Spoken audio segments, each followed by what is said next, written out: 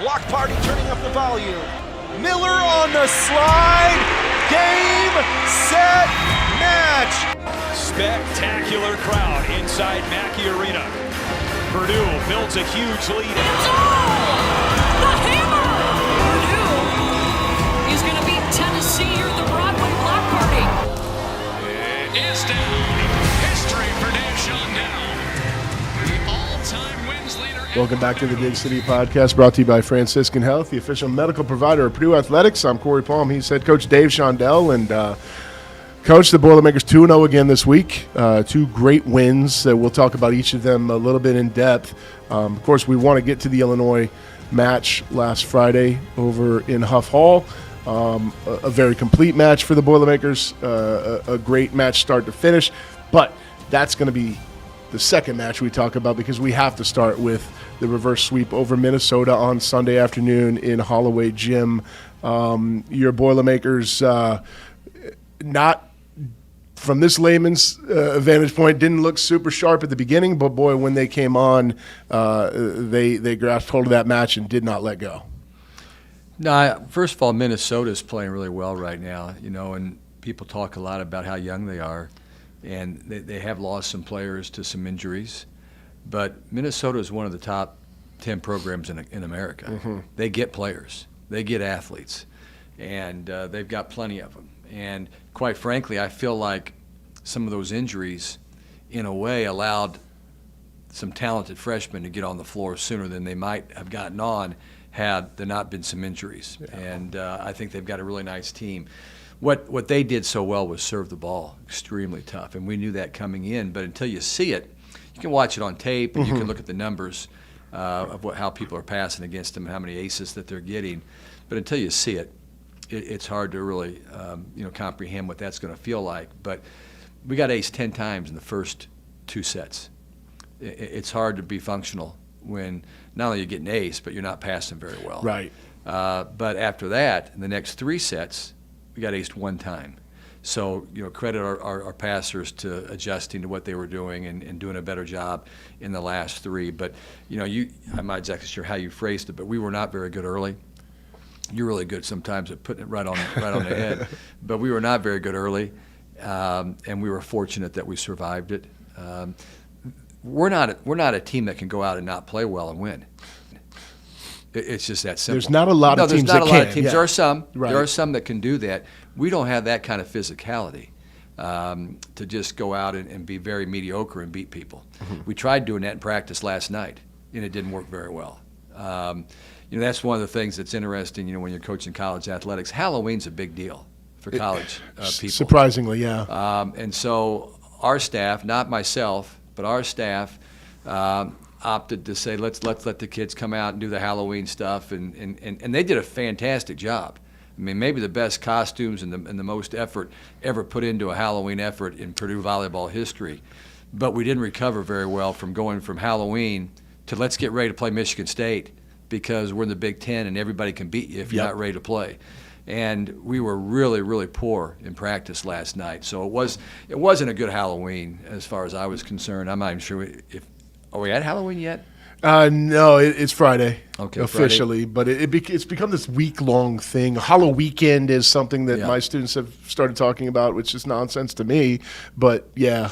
Well, it'll be a real push to get the Halloween festivities in practice again at Purdue, as far as I'm concerned. So we'll see how it goes, but we will rebound. I have great faith in this team, and I trust them that they have the best interest at heart for this team.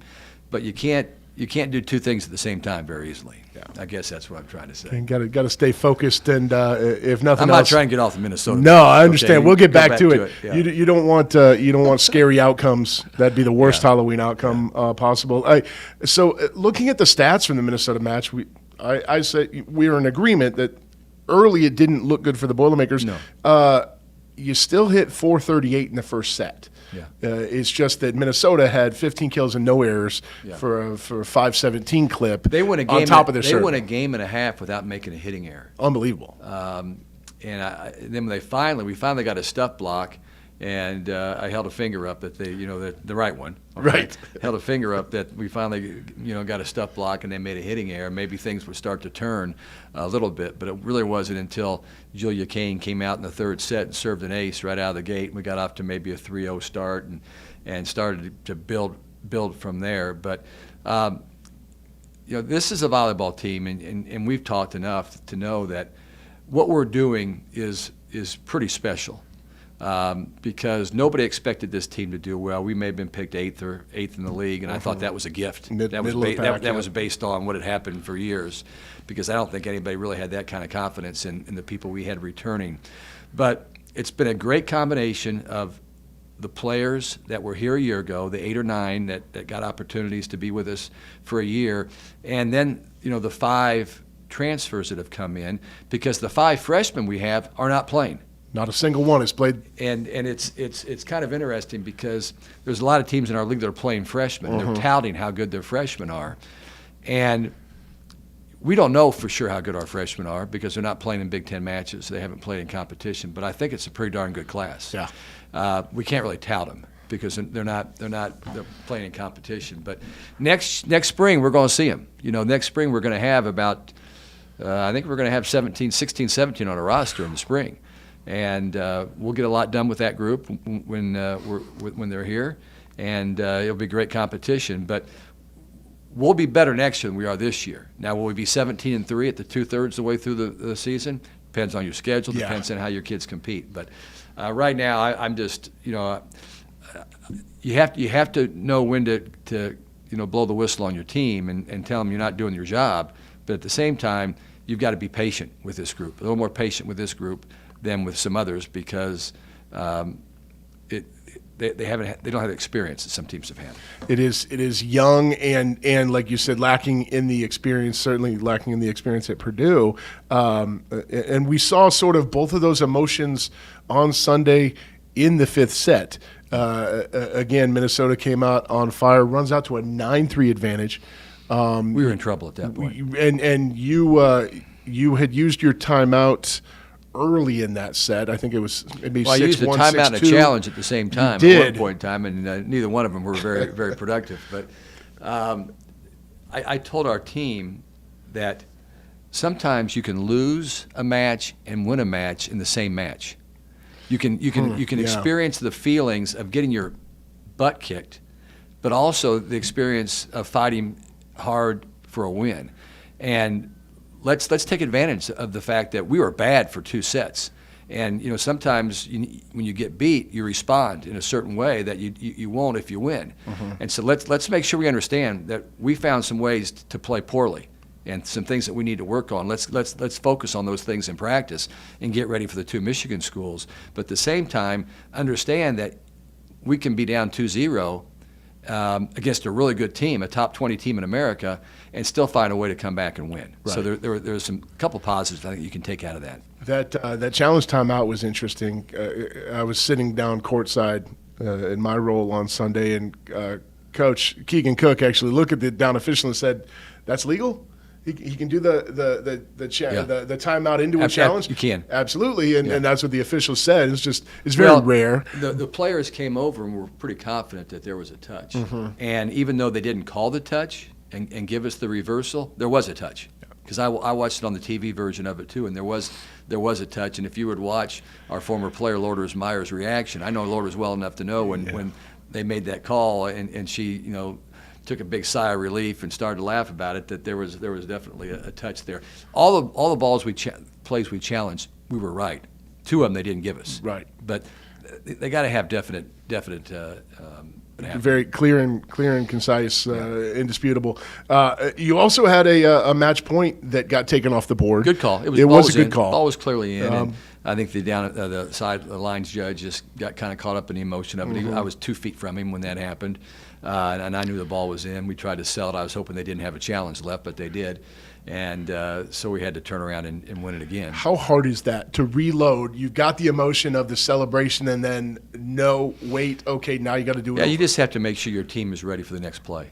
There's no only thing that you should be thinking about is that it's going to be overturned. Because if it's not overturned, you win and you go home. Right. So you have to assume it's going to be overturned. What are we going to run here on offense? What are we going to do? What kind of server are we going to be looking at? What's our passing pattern going to look like? I asked John, who's our offensive coordinator, what are we going to run here? What makes sense in this situation? Gotcha. Taylor, do you agree with that? Are we all set? And then you're ready to go. And that's what we had to do. Stay very focused on the next thing. Cassie Anderson came alive in the second half of that Magical. match. She was great. Yeah.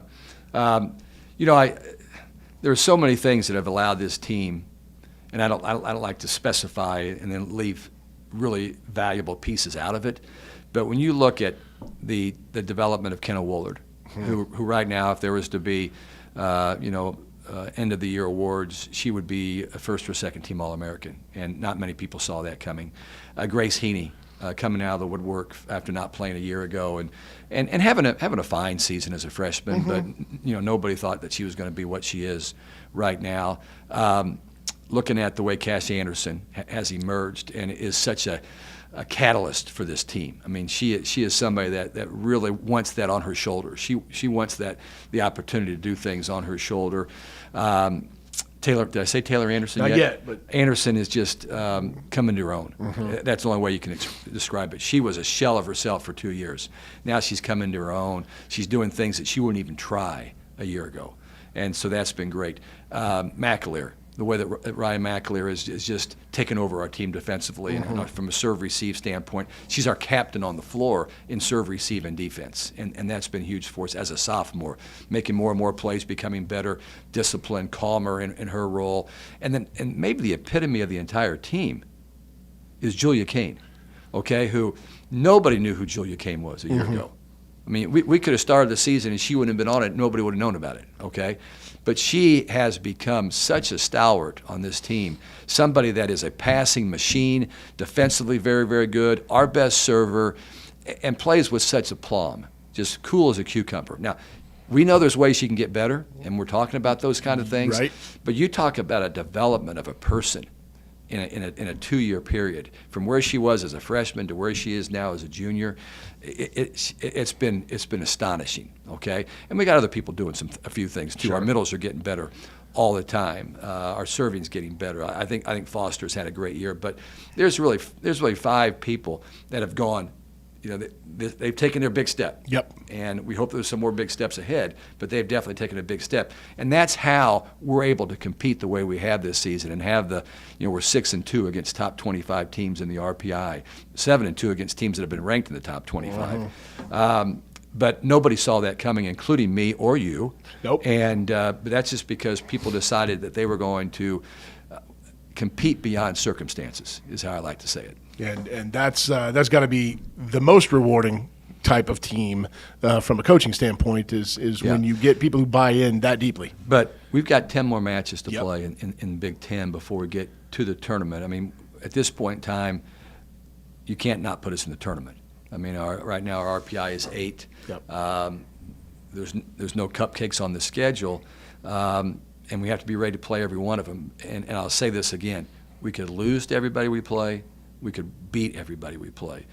We've got 2 tough matches this week on the road at Michigan State in Jenison or Breslin, in the Breslin Center. Yep. And then we go into the Cliff Keen Arena, the old swimming pool up at Michigan, and play the Wolverines on Sunday. But then you've got Penn State back here at home. You've got Iowa here at home. Then I know we got Northwestern, Oregon also at home, Maryland at home.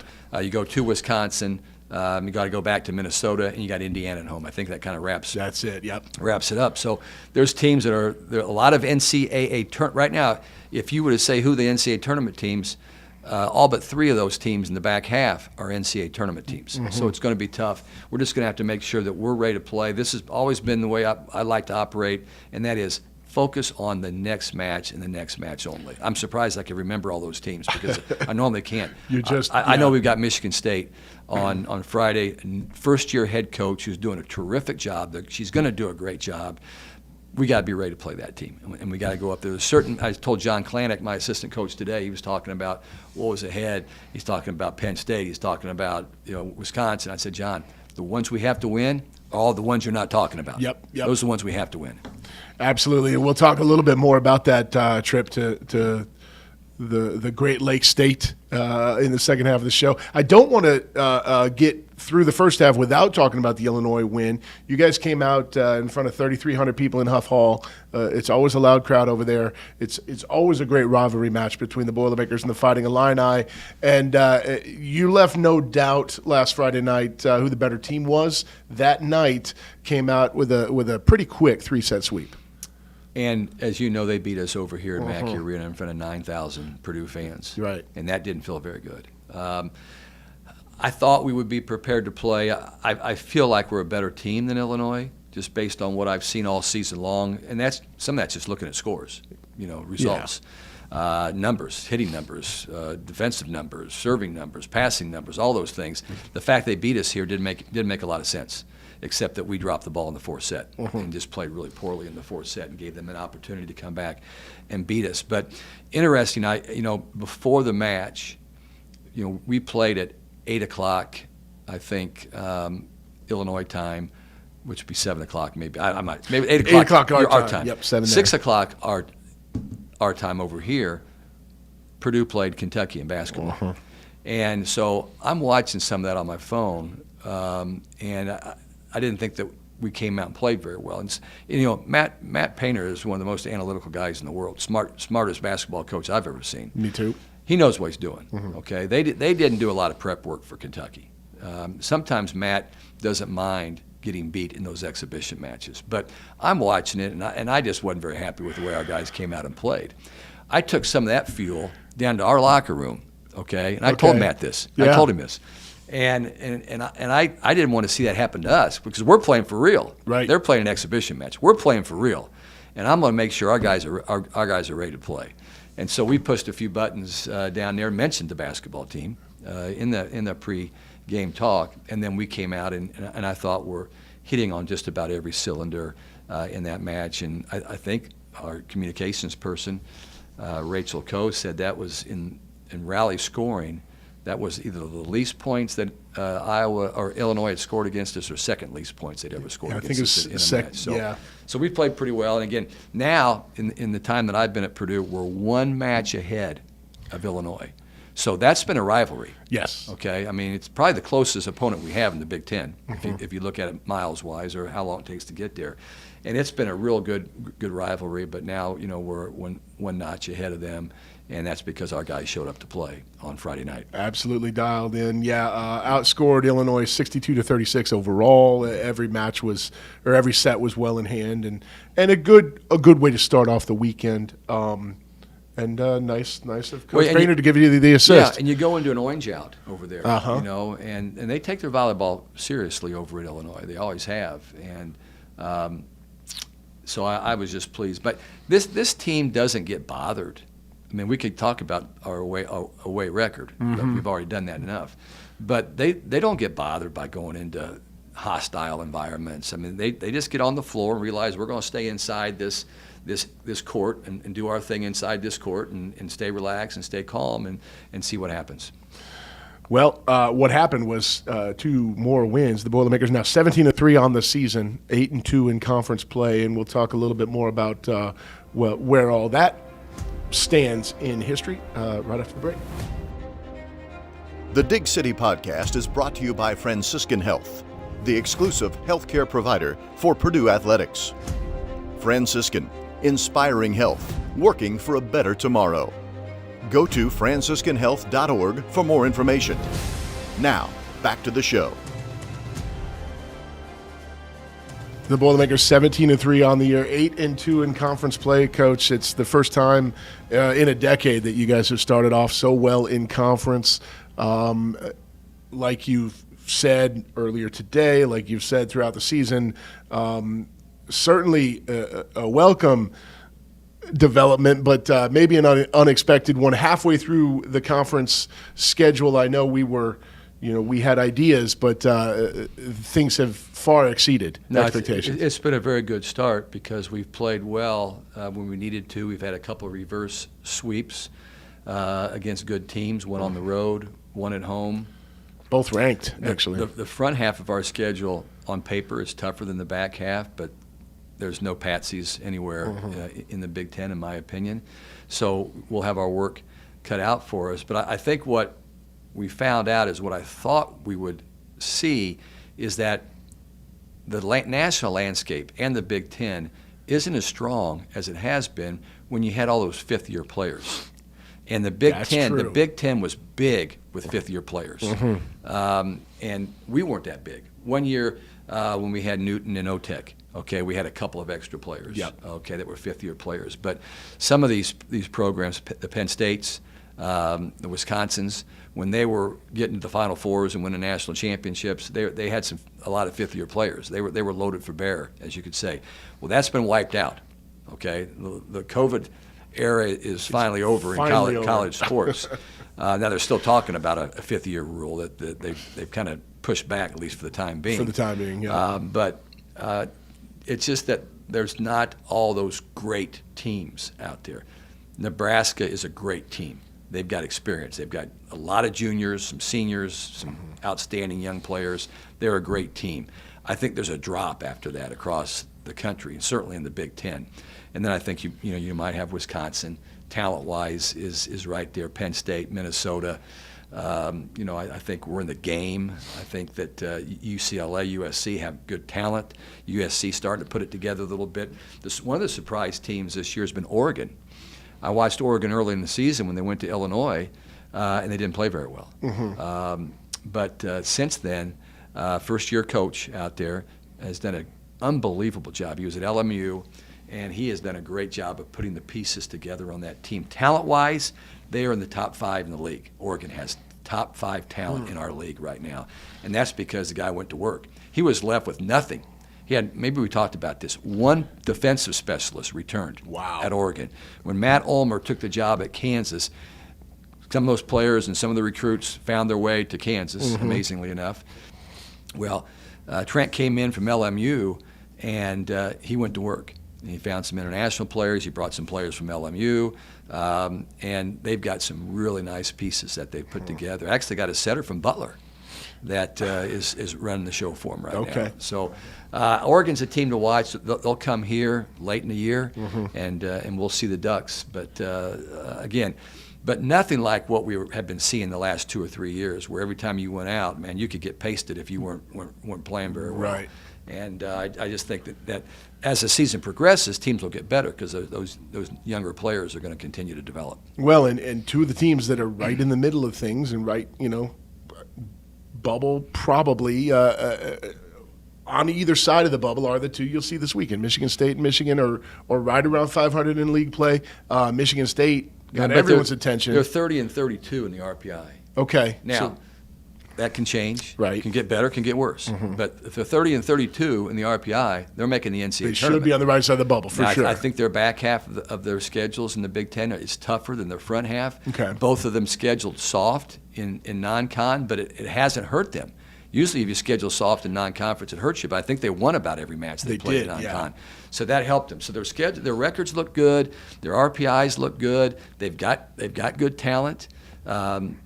Well coached. They're playing with purpose because they've got these new staffs for the most part that are trying to build a program. So they're a scary kind of team, and we're going on the road to have to play them. And but there are 2 matches that I think that we can win if we continue to play with, I think, the mentality and the focus and the low air style that we're playing in right now. Is it? Are you at the point with this team where it's, if we focus on what we do, that should be enough? It's not a bad question. Don't take it the wrong way. We never just focus on us. Sure. We spend so much time making sure we know what the other team is going to do, because when you serve the ball to them, it's out of your hands. True. Okay. So you got to make sure you're serving the ball to people that aren't their best passers in a style that's going to prevent them from doing what they want to do.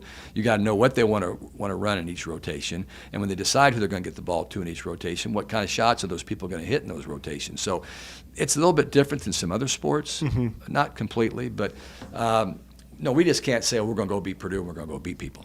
We're not. I've never felt like that's a good philosophy. Our philosophy is that we've got. I mean, if we're really good at what we do, which is being prepared, then we'll be okay. Right. But it's just making sure we're sharp when the game starts. You can't afford what happened against Minnesota.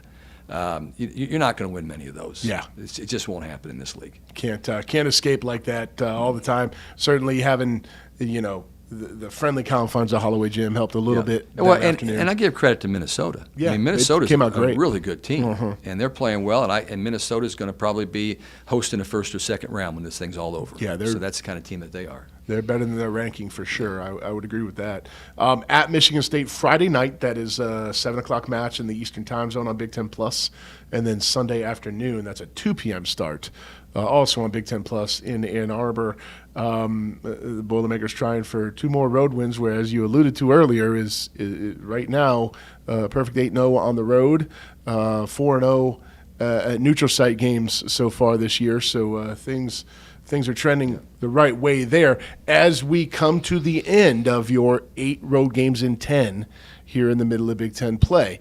I think we're doing okay. Yeah, and that it sounded awful at the time. It did. It was a big red flag at the beginning of the year. Yeah, and but like last week, we took 2 days off. Took Monday and Tuesday off. Should have taken yesterday off the way it turned out. Okay, some things you don't know until it's too late. And we'll probably go light today. I mean, part of that is a little bit of fatigue. Okay, with Sure. our group. Part of that is so.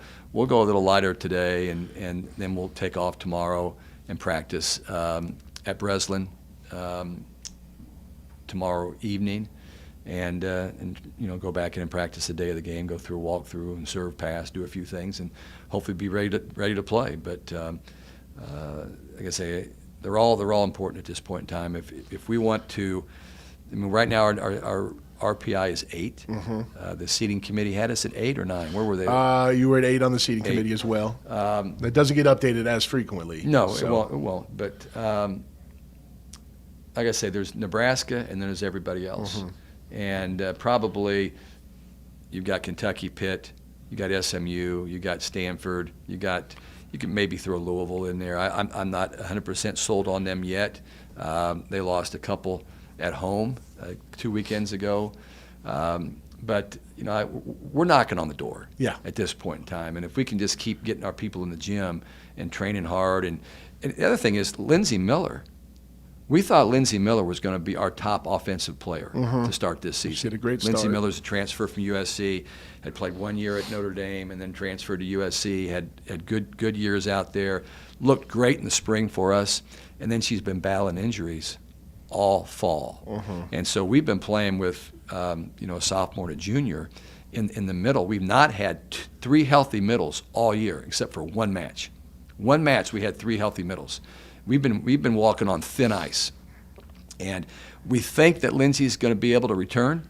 I don't know if it'll be this weekend or not. Okay. But we're getting her back in the gym. She's doing some things. Good. But what a great opportunity we will have if we can get, potentially a middle that we thought was going to hit over 400 for us this year. We haven't had her.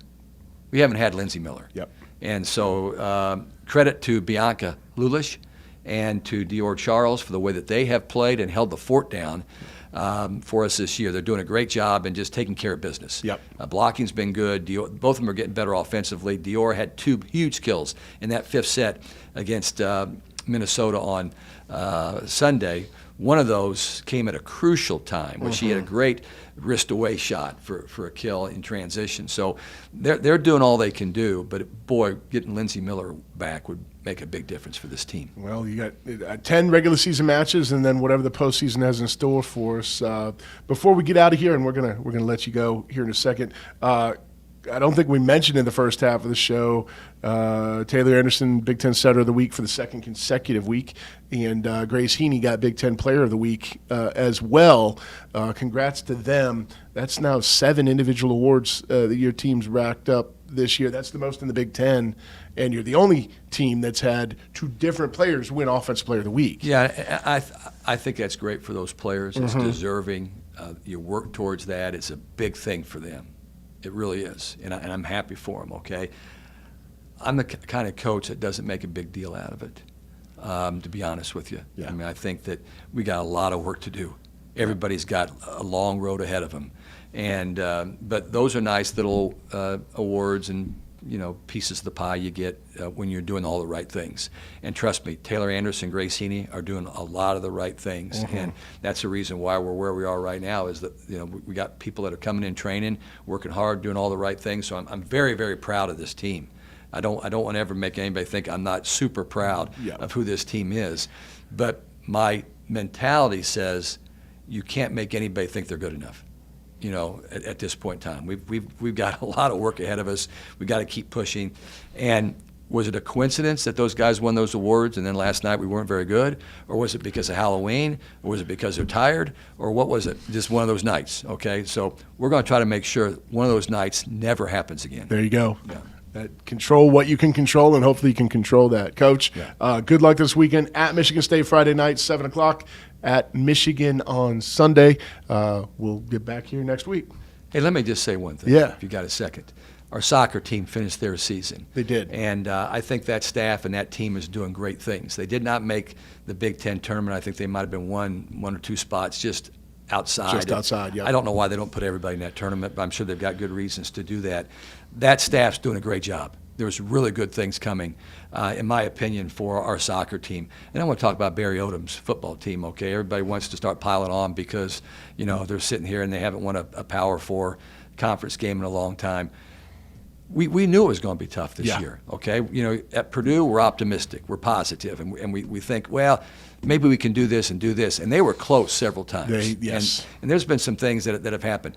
I'm watching these guys practice. I'm watching every one of their games, and I feel like I got a pretty good feel for what a good coach is. Okay, Barry Odom is a good coach. He's got good people on his staff. And I know it's the fans. They have every opportunity they want to. It's fair game for them to do what they want to do and say what they want to say. But it doesn't help the program if we start piling on the team and the coaches, okay? Right. They're going to get there. That program will get there. I have great confidence in this football staff and the people we have here. You just can't go. I mean, we saw it happen in Indiana where a guy just pulled a miracle out of his hat. Okay, had brought all those players with him from one school, and all of a sudden money started coming out of the woodwork, and good for them.